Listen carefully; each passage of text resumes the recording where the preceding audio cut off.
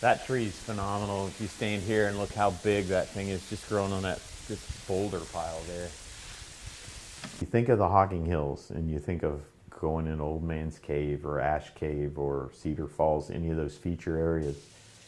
Without hemlock, they would look a lot different.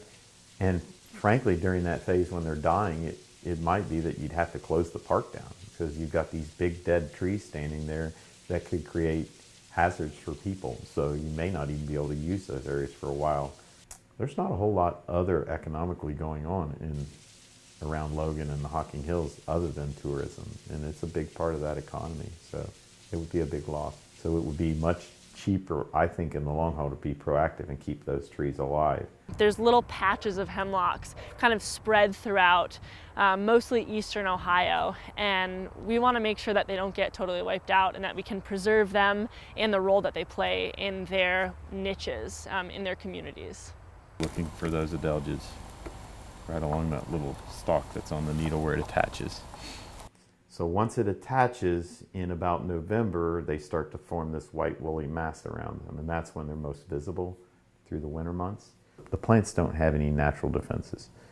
Hemlock woolly Adelgid's scary because other insects, you have to have a male and a female, so to be able to move to another location, both the male and the female have to be transported and they have to find each other and reproduce. But with this one, that doesn't have to happen. So songbirds can move at long distances. So you start thinking about if that happens in multiple years in a row, you can get into the millions and billions of Adelgids quickly.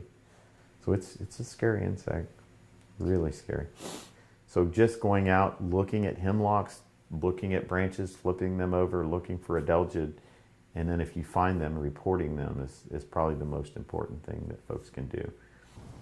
OU students have been going out into local preserves to help monitor for the Adelgid, and preparations to help protect the hemlocks on campus are being made as well.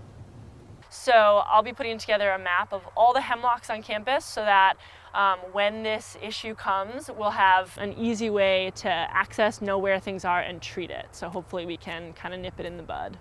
For WOUB, this is Tess Herman.